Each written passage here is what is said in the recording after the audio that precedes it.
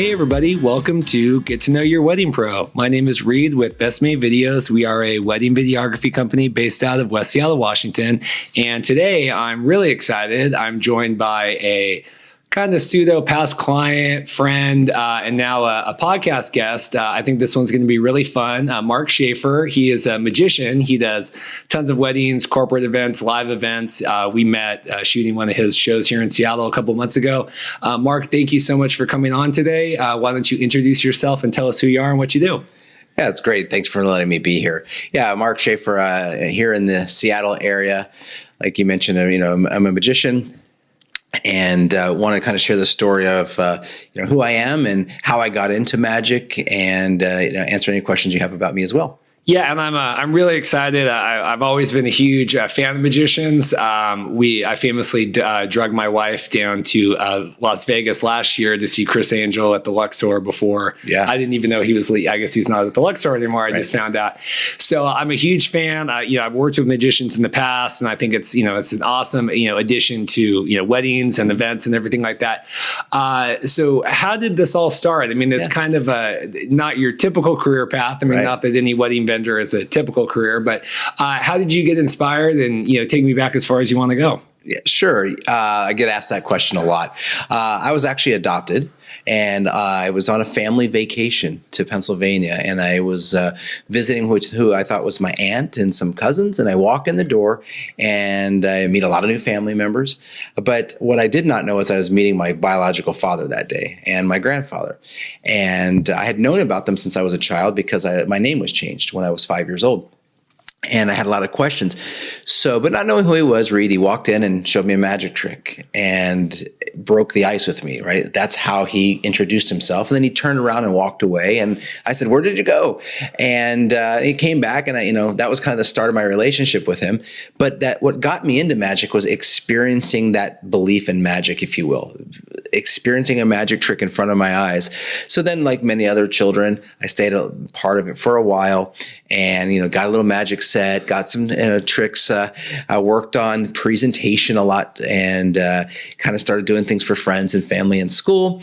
And as I gradually got a little bit older, more towards grade school and high school, I got asked to do private shows once in a while, birthdays, but really kind of that's what got me started. And then as I got into high school a little bit more, entered some competitions. I was part of a very large high school, and we had an annual talent competition. I did not want to do it, right? I just wanted to keep this as a hobby, some small parties. Got suckered into it.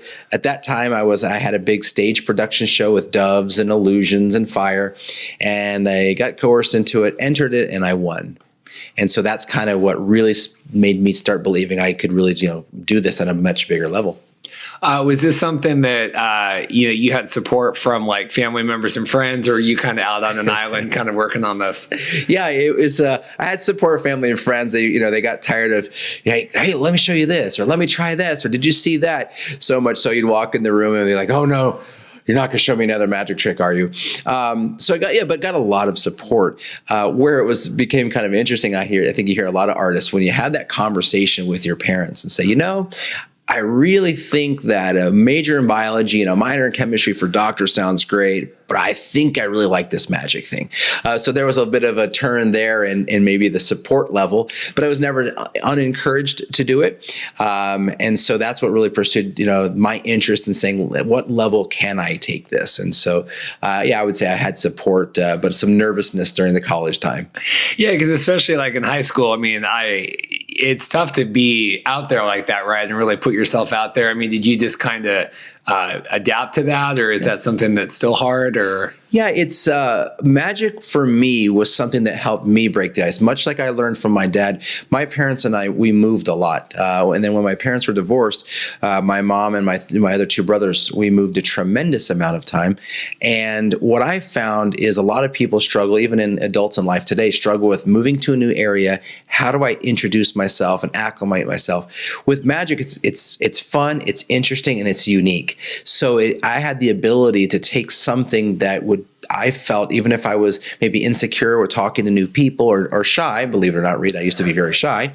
I would use that as a tool to introduce or to break the ice with somebody. Hey, he's kind of cool. He's kind of fun. That's unique.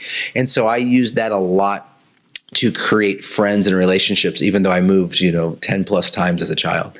No, that makes a lot of sense. I mean, and how did you figure out, even when you were a kid, kind of like, were there certain like tricks and illusions that you like to do, or like certain things you gravitated towards, and why? And yeah, I like magic that happens to you and in front of you, and the spectator can participate in. But I was always fascinated with Doug Henning and with David Copperfield, Lance Burton. And so I kind of had that decision between the stage and the close-up magic. So those are the two areas. I started more in the kind of this close-up magic, coins, cards, things that happen. Then got more into the stage business because I thought, hey, that's what I really had to do to take it to the next level. And then I remember watching a couple episodes of David Copperfield's specials on TV, and he'd go from everything from making the Statue of Liberty disappear to 4 aces changing in front of you in a close-up manner. And that's what made me really kind of shift my main focus to close-up magic. Yeah, I mean, I remember growing up, like seeing a lot of those specials, like the Sunday night. I don't know if it was like the NBC with David Copperfield. Right. I mean, like, what do you think it is about like the art form of magic and that kind of live entertainment that really like draws, everyone from kids to adults and everything in between? I think it's hard for us to put ourselves back when we were between 0 and 8 years old, but that magic of believing in Santa Claus, if you will, or the kind of the art of the possible, or the suspension of belief. What made me interested in magic is what I hope to impart in those when I, do magic for others. And I think that when you saw the families gathering around and everyone was talking about, it's that impossible. It's that how can you trick very smart brains? How can you bring me back to that childhood? And what I tell people today, adults I interact with, is we all have tough days. We all go through tough weeks, days, hours, but that brief time that we're experiencing magic, it brings us back to when we were a child and back to when everything we believed in everything, and magic truly seems real at that point. Yeah, that was like when we did the show that we just did in Fremont, and one of the ladies that it was the lotto thing, and you had her number. But I mean, she was like floored. I mean, really was floored. During the show, and then afterward, even doing the testimonials and stuff. I mean, like, she was still like shaken. It was just funny, and you just say, I mean, man, this is like this woman's older and just seen a lot of stuff in her life, and still like she was totally gone. Yeah, it's that we get that reaction a lot, and some of I was just doing a show not too long ago, and it was part of the routine. It's kind of a mind reading routine from a mentalism perspective, asks you to think about someone that meant something to you. And we're going through the routine. When you revealed the name, she actually stood there and just cried, and it was so powerful for her in that even for that split moment, she believed that somehow I was able to read her mind and figure it out. But it was less around that. It was more about the experience that she had with us at that time that brought up a memory of someone who had just recently passed. And so through magic and bringing her back, afterwards I spoke to her, and she was talking about how that moment, that one moment on stage, sure, you've got the disbelief of, how did you figure that out? But more is, she said it was like a fast forward movie running through her mind of all the memories of that person. So to me, that's powerful, right? And in magic, we want to invoke many emotions, whether it's happiness, mysterious, or whether it's just perplexed. But there's tears, there's laughter, there's frustration, a lot. Yeah, that's awesome. So you're, to kind of get back to your story. So we're doing magic in high school, and then it kind of did that transition to college. Then you kind of talked about kind of not. So how did your path go after that? Yeah. So during college, I was still doing magic. I was doing magic a lot in Las Vegas at the time, commuting back and forth from Arizona. At that point, I met a person who worked in Las Vegas and in Phoenix, and kind of was my mentor to take it to the next level. So again, I was faced with, all right, I'm going to school. I know what I want to be. I was a pre-med student. But at that time, a lot of my friends were doctors and surgeons. Like, I'm not sure you really, really want to do this. And I kind of grew up in the tech world as well. So kind of started mixing technology with magic, and ultimately went through and finished. Obviously, I'm not a doctor today. But during college, I started really getting promoted. Some agents picked me up. Started doing some corporate shows. I'll never forget my first big company show, if I say the name, 24 Hour Fitness. They hired me and brought me around to their national sales meetings. And I really thought, you know what, I feel I've accomplished something here. And it further validated that that's what I want to do. How old were you when that was going on? I was about 21 years old. That had to have been pretty exciting. Yeah, it was. Oh, it was exciting. Read what happened is they booked me, and I was so excited. They're great, and they said we have such a big party. There's a couple thousand people will be in and out. I need you to bring 3 magicians, 3 of you. And I'm like, great, no problem. Land the deal, right? And then I realized, wow, who are the other 2 magicians I'm going to bring? So one of my best friends, John, is one of the most wonderful performers today. We got in a room real quick, found a 3rd person, and we've all been doing it ever since. That's awesome. So that was going well then, Yes. you were touring and stuff. So then did you end up, you weren't ended up being a pre-med student? No, pre-med, biology, minor in chemistry. Okay. I still love it, but now I just, I'm a patient instead of the doctor. So after college, then where did you find yourself? So after college, I had traveled around doing magic all over the world. I've been fortunate to travel a lot. And there was a period of time that I always said to myself then, I say to myself now, if you're not doing what you love, it's time to stop doing that or take a break. So I actually took a break from full-time magic and went back and pursued my passion around technology. So I worked for a large technology firm at the time. And what I found, though, is almost in every interaction or meeting with a customer, with a coworker, I was still showing magic. But I got to embrace the love of the hobby rather than a 8 to 5 job where I was traveling all around the world with lost luggage. But it's always brought me right back, right? And for me, again, I use magic in business and presentations. It's a unique kind of way to communicate a message. So yeah, I went took a bit of time off from full time, but I've never stopped being a performer. Do people find it interesting because you're like a successful businessman? I mean, you look like a businessman. I mean, do they find out like, oh, you do magic and stuff? Like, what is that kind of reaction? Yes, it happens a lot, right? So yes, a lot of my magician friends jokingly say, "Hey, you look like a corporate guy. You just came out of the CEO's office." It's a powerful tool. I joke it's a competitive advantage for me when meeting with large customers because I don't have a problem getting a meeting. Right. I can tell you honestly that many of my large corporate customers, if we're going to have a meeting with them, they ask every meeting to have the last 10 minutes to be magic. So they bring in their administrative assistants, their coworkers. But yes, I was just in a large meeting here in Seattle with a large tech firm with the top executives, and someone stopped in the middle of the room, right in the middle of a very interesting, heated conversation, and said, "Is it true you're a magician?" And this is the president of the US of a large technology firm, and said, "We have to talk more about that." And so has followed up with me ever since because not only does she love magic, her son is like, "Could you please help?" So yeah, it's great. It comes up every day. That's awesome. And then you have kids. I do. What did they think about having a dad that's like a magic man? Oh, they love it. They even everything from my license plate that they asked me to get to their friends. One of my children loves magic and tries to learn a little bit, gets frustrated sometimes, doesn't have the same perseverance, I guess, or lack of social life that I had when I was learning, as they joke. But they really, really like it. It helps one of my children with similar challenges that I had when, I feel different, I feel quiet, I move around a lot. So he uses some things. They're not quite as passionate, to be honest. They more around my other passion of playing golf. But they like it because a lot of their friends have either seen me on television or seen me perform. And so they're like, "Hey, that's Mark Schaefer magic. He's a magician." And so my kids feel a bit, kind of proud of that. So. Yeah, and I want to talk. We were talking a little off mic because even when I think when you had booked me and I was looking at whatever in the prep, and I saw kind of the America's Got Talent, photos from the auditions and stuff. Can you just talk a little bit about that? Yeah. I think that probably a lot of people watch, AGT, America's Got Talent. Yes. So yeah, it was.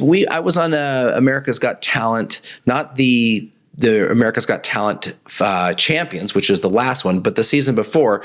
And even though we did great, got a standing ovation, the way reality TV works a lot is it was cut, unfortunately, never placed on television. But the experience that I had there was just phenomenal. And have some opportunity here in the near future to possibly be back on that show and a couple other television specials. But it was great. And I can tell you that it was not a passion for me to do that.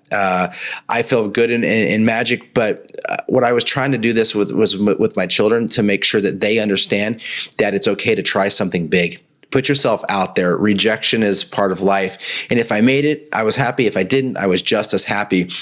I think it was a good life lesson for them. I think it was more powerful for me to see it through their eyes. They're happy with all the photos are coming out of the media day, and I was there. And but yeah, it was a great experience. I hope to maybe see my face on that in an upcoming season. But nothing to complain about it. Outstanding. Yeah, well, I think if anything else, it shows like that kind of help keep magic acts and other variety acts and things alive. Where I think it would be very, very easy in 2019 to kind of not do a lot of that stuff anymore. So yeah, I think if you look now, magic is popular now, if not more than ever. If Shinlin listens to this, he'd love it. A good friend of mine, he won America's Got Talent and Champions. If you look in the last 5 years, 3 other magicians have won. There's magic specials popping up everywhere. There's magic theaters sold out for months at a time in large cities where, we're trying to do one here in Seattle, right? To be honest. And so there's just a lot more interest. And one of the things that we're trying to do is change the perception of what magic used to be, right? A lot of people come to me and they say, okay, I want to see your video or I want to meet you. And I always ask, great, let's do that. But maybe help me understand what you're looking for. And honestly, I just want to make sure that you're not here with a top hat and a rabbit and a magic wand. So if you look at the magicians of today, we're trying to change and kind of more modernize what it means to be a magician or a performing mentalist or what. So these television shows are really helping bring out that new wave of magicians. Yeah, because even like I was saying, I'm a big. We went and saw Chris Angel. And like he just built some whole new theater at Planet Hollywood. It's amazing. But it's they've dropped $100 million into doing this thing. So I mean, like you said, it is really kind of like changing. Like you said, it's not really a top hat. And it's nothing to take away the traditional. You got to go see his show, by the way. It's amazing in the new theater. But yeah, it's nothing to take away from traditional magic. If there's magicians that listen to this, but cutting a rope and linking rings, fascinating traditional magic. However, a lot of people feel they've seen that. So with technology and with the internet and with YouTube, it's really much like technology firms have to be innovative. Magicians, we have to be innovative. We have to be creative and new presentations and new content. So that's what I'm excited. The internet's not necessarily a great thing for magic because a lot of people just go to expose secrets and they feel satisfied there. Okay, if that's them, that's fine. But I really think that it pushes us to try harder and be more creative. Yeah, so talk now kind of about, and we'll kind of segue into, weddings and events now because, this is a wedding podcast, but like, I could just talk, forever about this kind of stuff. Talk about kind of the tricks you do now, kind of your act now, what you like to be known for, what you are known for, and then we can kind of segue into, doing other stuff. Sure. Yeah, so the show, I have a touring show that I'm doing now. Again, that's the one you helped with, and we're going to, next will be California, then Arizona. And my show is called Mind Hack. So it's a mix of two passions of mine. Actually, it's a mix of multiple passions. It's a little bit of bringing in the mentalism side. And if for those of you that don't know what that is more of the tricks of the mind, if you think about that. Then a mix of close-up magic, whether it's, items appearing or disappearing before your eyes. And then there's also a little bit of technology and golf, right? I'm an avid golfer. And you didn't see this part because we had to change it for the theater. But I'm mixing all of my passions because then I believe that I'm showing who I am. So what I would say I'm probably more known for today is close-up magic. A lot of that came probably from doing so many big shows with live animals and birds that traveling around in a semi-truck, essentially, is a lot harder than showing up with my suit in my pockets like I am now and saying, let's go perform for 2 or 3 hours. That's funny. And it's great too. I think it's so unique, like, filming your thing. And like, I'm not one of those that like tries to, you really like figure out kind of stuff. I mean, sometimes like, well, maybe or maybe not, but I'm not like sitting there like analyzing the tape and stuff when I'm editing. But it is funny because like, and I filmed other magicians in the past, but, like even watching, going back through, the stuff when I was editing, I was like, yeah, I don't know how we do all that. And that's kind of, but and even for me that's sitting there studying it, I mean, it's got to be really hard to kind of like be up on that, right? I don't know. I did magic for 5 minutes when I was a kid. I mean, it's got to be really hard to kind of keep, I don't know, to do that. Yeah. I think the hardest part of magic is a lot of people are become technically good, right? They can do the sleights, they can do the moves, but how to become a performer is the hard part. People come to see you, not just what you can do. And if you can bring people through that story with you, they're less likely to sit in your audience and say, I'm just trying to figure it out. Now, don't get me wrong. There are those people still. And usually what I tell them is you can either sit here and enjoy a 60 minutes and let bring you back to a place that maybe you believed in magic for the split time, or you can just try to figure everything out. But at the end, what do you really have? You have just, hey, I figured it out versus a story.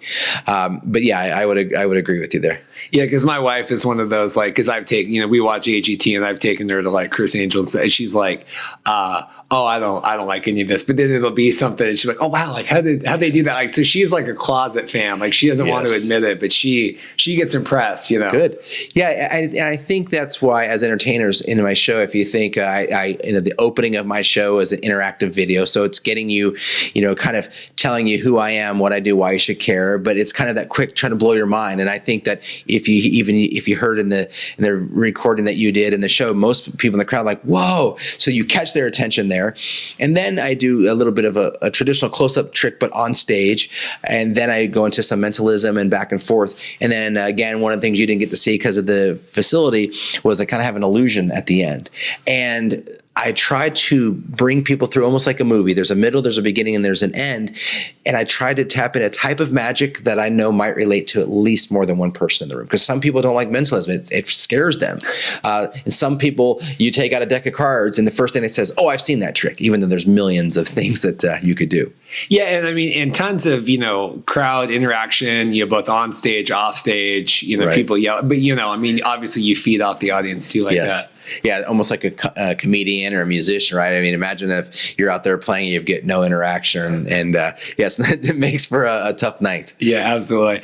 And so kind of segueing to weddings, we were saying off mic, one of the first weddings, I ever did, had a big, magic component to it for the couple. Talk about kind of some of the different ways that you see magic, I guess, introduced kind of in the weddings. Right.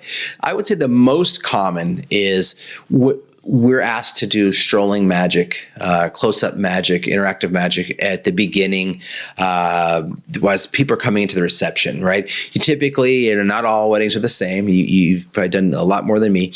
But a lot of times they'll come in and the bride and groom and family are getting photos and they're at some remote location and now they need to have a commute time. And then other guests are showing up. Some people know each other, some don't. And then there's a cocktail hour or some type of, hors d'oeuvres. And a lot of people stand around and it kind of being a fly on the wall, it looks awkward to some people. So I think with magic, what it does is it helps keep that excitement level up. It gets people engaged. It's almost like a warm-up band is for a musician.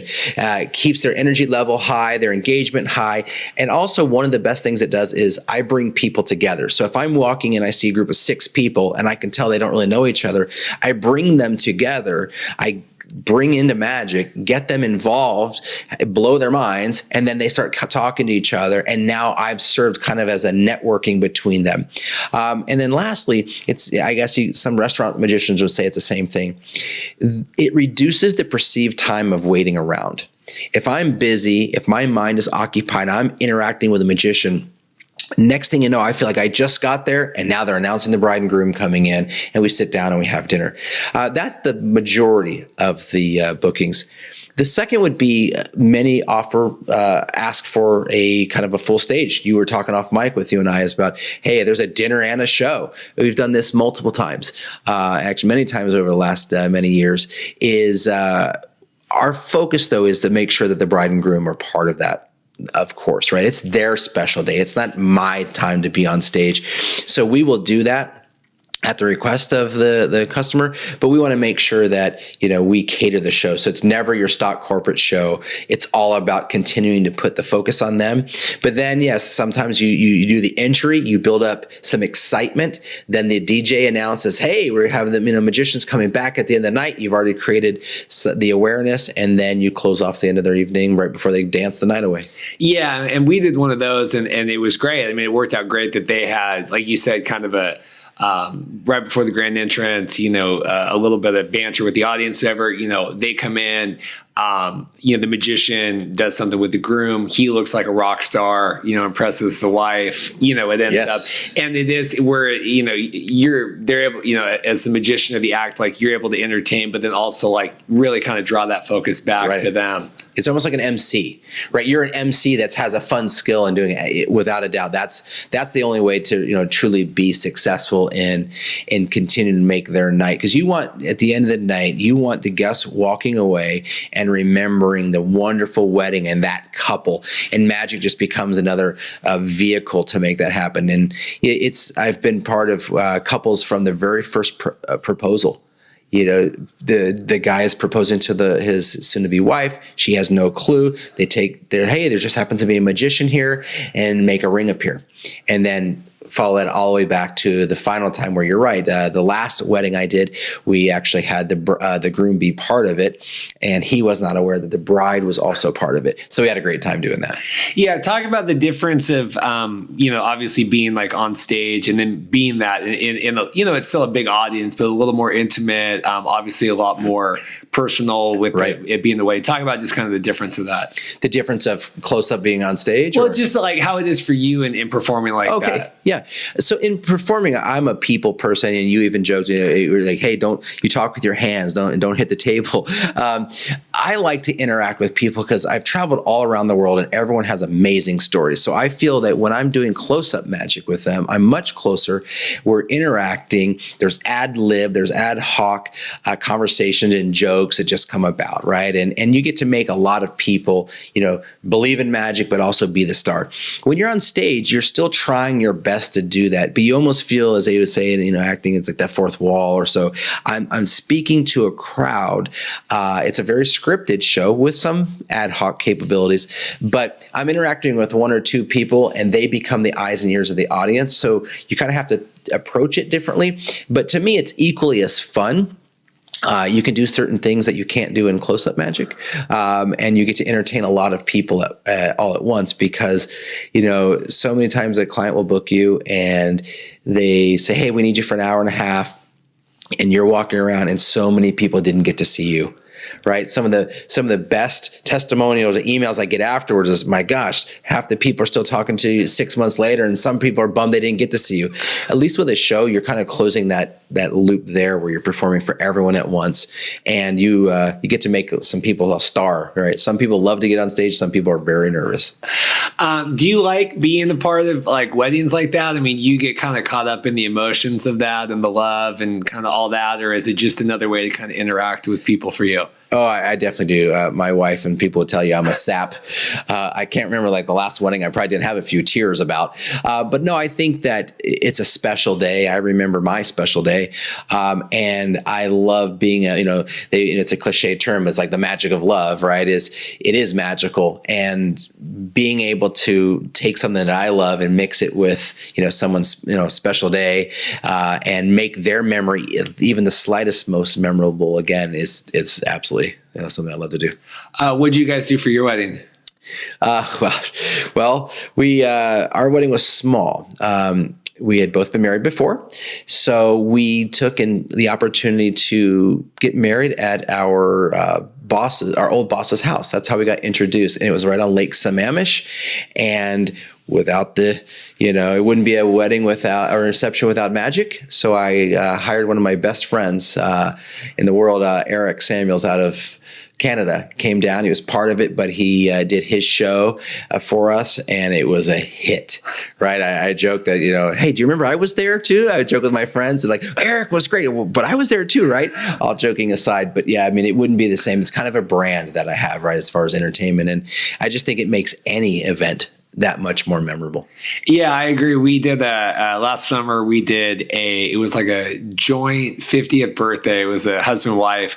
It was like a $70,000 birthday. Wow. It was quite the birthday. Yes. But they had I don't remember who was, but they had they brought in a magician. They had a juggler and like ribbon dancers. But that was like a huge focal point. And these were all like really rich. I mean, this was right. They shut down the restaurant. And, they had this thing, but I couldn't believe. I said, "Gosh, everything else they have." And they had a magician that, just like you said, kind of going around, and not all those people really knew everybody. And I'm sure there was some awkwardness. Right. You're mixing kind of social circles of a husband, wife, and kind of throwing this joint party, right? Right. Yeah.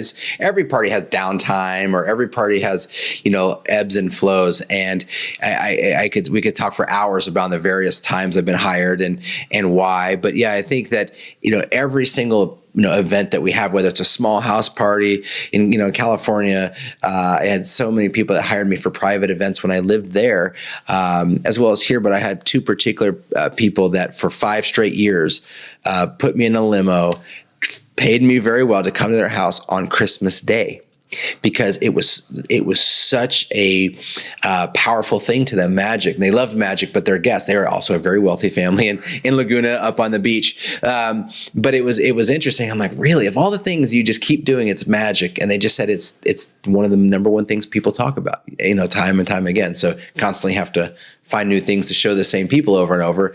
But it was still, to this day, I get contacted by them. That's great. So they had like a big Christmas party? Big Christmas party, yes. And have you come up? Oh yeah, I'd come up every single time. And even when I moved away, it was interesting is because I've done this same thing over and over, that you become almost part of the family, right? So you would find, hey, I'm there. Let's say they pay me to be there for a couple hours.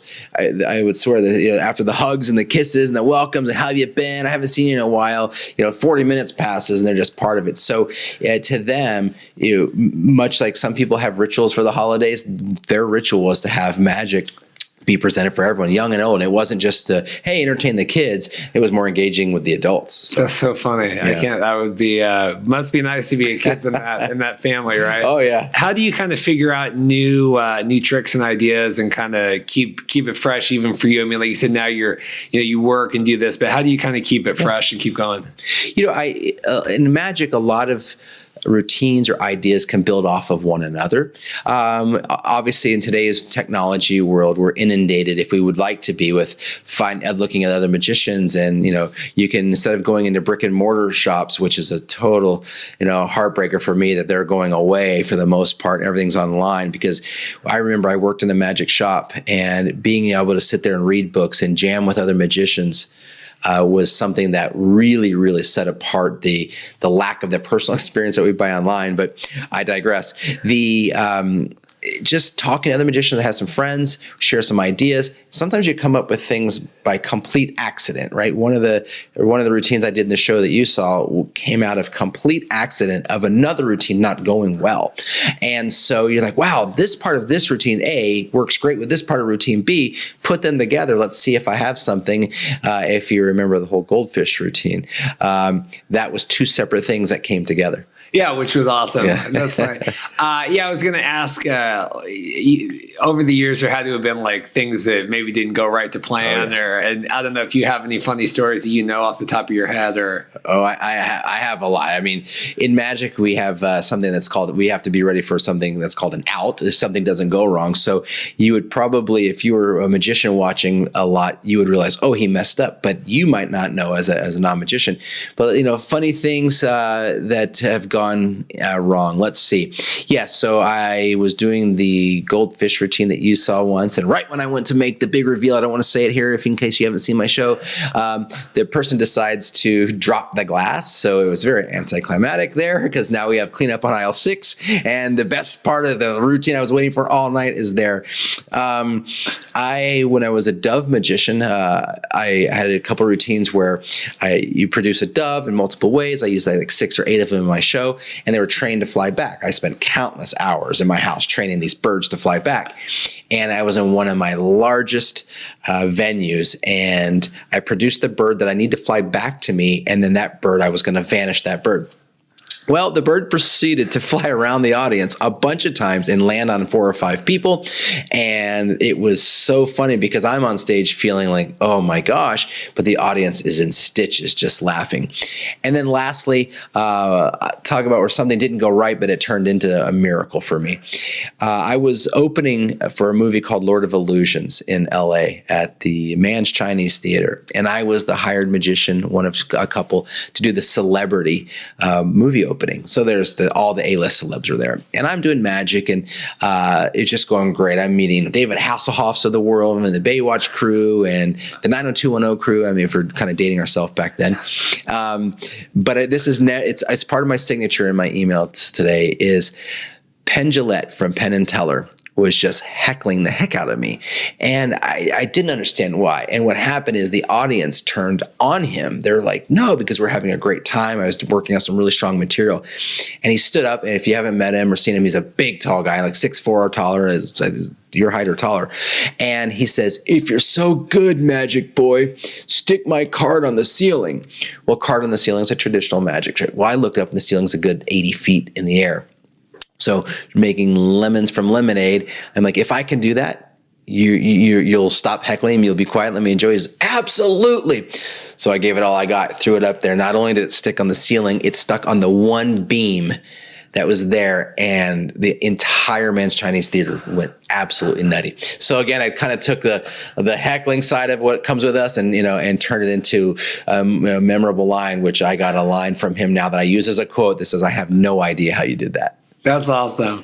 I saw him and Penn and Teller, down in Vegas. So that was quite the show. I mean, they're, like kind of local, like the newer wave of still for big, big names. Their show's great. If anyone that listens that hasn't seen it at the Rio, they do a great job. They're constantly innovating and trying new things as well. Yeah, I wanted to talk about, like you were talking about the bird and everything, and a lot of humor. And is that obviously a conscious choice to inject kind of a lot of more humor in your show? Is that, how do you look at kind of, I know you said kind of like building it like a movie set or like a movie, but like talk about kind of having that humor and making it fun and kind of light like that. I think that how I started building my show is I believe in, being really critical of yourself and accepting feedback and growing. I did a character survey. So I sent a character survey out to a good 100+ people. Some are friends, some are family, some are people that just see me in the past, acquaintances. And I asked people to describe, and there was a question, I went through a kind of a consulting in this, and it was very interesting. The show that I was building was more against the character of what people thought I was when they interacted with me, both on stage and in person. I'm kind of a goofball. I like to laugh. I think, something great's about to happen all the time, and kind of funny, quick-witted. So I like to take that expression of humor or laughing and incorporate it in the show, because I think that I would equate it to if you take like a Denzel Washington actor, and now he's an Adam Sandler role, or Adam Sandler is going to be a serious, role in a movie. It doesn't quite fit. It's just against that person's kind of natural character. So I love to laugh. I think laughter heals a lot. Laughter creates excitement in the show. So I try to ebb and flow different comedic bits, but I'm not a comic either, though. So I have to be careful that I can't deliver certain tricks with certain jokes that don't fit my character. Yeah, I mean, I think it's a fine line between kind of, like you said, kind of the mentalism with also then, like injecting humor, because people want to have fun when they go out. I mean, you want to be, kind of have your mind blown, but you got to also kind of laugh a little bit. Yeah, mentalism is a lot of people, it gets a bad rap because it can be what we call procedural. It can take a long time to get to the end. And if during that journey in today's world, particularly with cell phones and kind of we all have a little bit of ADD, is if you're not making people laugh and being quick-witted and being interactive, you risk losing them. And as a performer on stage, if you start losing people, it's an uncomfortable experience. But then also you want them to believe and want to refer and see you again and come to another show. So I think that building in the laughing and building in suspense and also building in the wonder at the same time is kind of the secret to success, I would say. Talk about, in magicians or kind of anything else, kind of out of the norm, kind of injecting that, into weddings and events. We talk a lot on this podcast with different planners and vendors and stuff about like, it seems like people nowadays really want to kind of make their weddings stand out or kind of have their unique flair or kind of what they're interested in. Talk about how, like hiring a magician or hiring, a juggler or a string quartet or kind of allowing, you helping to allow couples and other people to kind of make their events really unique and different. Yeah. So I think it first starts off with, everything from your first conversation with the client is, what are you trying to achieve? What is the, it's almost like a company value. What's your mission? What's your definition of success? Then we start asking lots of questions around the environment, the area, and then I typically will ask a lot of questions. Are there certain who's going to be there? Have they had past entertainment in the past? How does that work? What hasn't worked? What worked well? And then kind of gauging their appetite for being part of the show. And then what I will do is I'll outline typically how the flow would go. And I would, hey, does this work or does that work? But also bring a point of view, right? Because, sometimes it's their first and hopefully their only wedding. And you and I have worked a lot of them. So bringing ideas that might challenge their norm or their comfort a little bit so that we can bring a different experience that we know kind of works.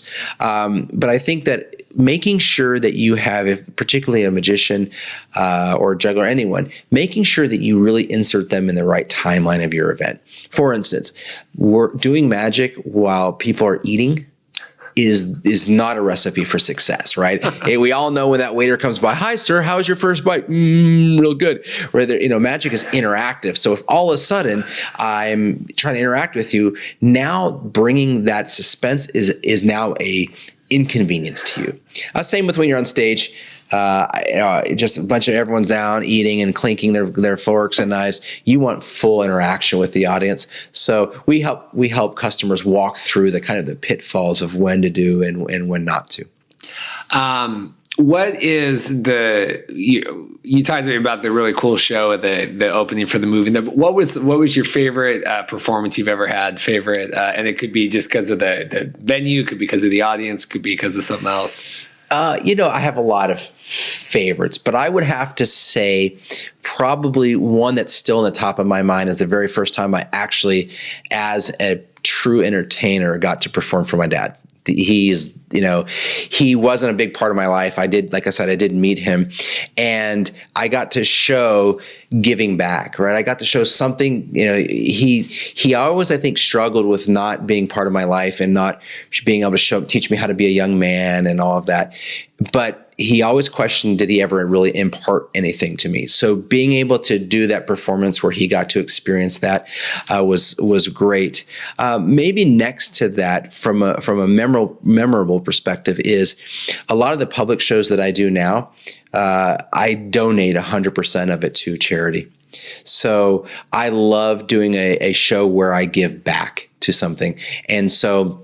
One of my recent shows I was able to do and raise money for a particular topic that I'm fond of, and working for a technology firm, they matched that for me. So giving back to a community. But yeah, probably the first time I ever got to perform for my dad. So he saw that he did impart something that I love into me. And then probably second to that was performing for my best friend's wedding. Unfortunately, he passed away shortly thereafter, but the time that we spent together working on building his night to make it a powerful, memorable evening was the most creative magic show I had ever done for anyone. It's very different than what I do today. But that creative process with him was something that I'll never forget. Yeah, is your act something where, obviously that's, there's kind of a lot of, tricks and things, but like, if a bride or a groom or a corporate client, kind of wanted to, hey, can I come up and do something or do that? Are you able to kind of talk about kind of being able to customize a little bit for the client? Absolutely. So it's like Legos almost, right? We have a certain flow. My show I have a script, I've got blocking and everything. However, we realize that one size does not fit all. And the best thing that I found in doing magic, whether it's close-up magic with you sitting at this table right now, Reed, or a big, large corporate show or a wedding, is making it personal. Right. So whether it's the bride and groom and I'm doing a trick where we reveal a serial number, and that serial number is the exact date and time they met when he proposed to her in the city that someone picked as a city that they got engaged in, is bringing things back. A recent corporate show was all around the client. Right. So everything from customizing the story, customizing the props that are out there. That's the only real way that I want people to want to hire Mark, not just a magician. And I think the way you do that is taking the time to say, I'm a vehicle to your success, no matter what the event is, work with you to make it the most memorable it can be. Where do you see, and I know we talked a little bit about, more modernizing, the top hat and things, but where do you kind of see magic going in the next, 2-5 years? I mean, where do you kind of see that trending going? Yeah, I think we're going to continue to see more technology type magic, right? This is the age of YouTube, right? Again, it's not necessarily something us magicians love. If people consume that media with the intent of experiencing magic and loving it, but unfortunately, a lot of people are using technology to expose secrets. So it's creating a lot more requirement for us to be innovative. So it's interesting. It's an interesting dichotomy because we want to film. I used to have a lot more media online, and then people were taking my ideas. But I think that we're going to see magic as current trajectory. We're going to see a lot more modern shows that are highly interactive coming to large cities around you, as well as mixing that with technology. And the last on that, the whole technology piece, Reed, is some of what we do is so powerful. People nowadays believe it has to be some cheating kind of technology. So how do we take that balance of traditional kind of in a theater where you saw remove the walls of potential technology, but still leverage things like magic with iPhones, right? Or magic with, taking off your earpods and severing the cord and putting it back together. It's stuff that they're passionate about because people are attached to their phone. So if you start doing things with their phone, they're fascinated or nervous, right. Or in watches and things. But I think that we will, whether we like it or not, continue to see more and more what we call television magic or YouTube magic. Talk about kind of what you have coming up next. I know you have some shows coming up and other things. And how do how are you kind of building out the rest of your year and keep going? Yeah. So my next show is next public show is in Roseville, California, a foundation that I'm very fond of, as well as the Roseville Police Athletics League. I was a reserve police officer myself for a few years. My family lives in Roseville, and my nephew works as an explorer there. And what they do for bringing youth, underprivileged youth, into safe environments to do their homework, to study, to have mentors, but also build a healthy relationship between the police and the children.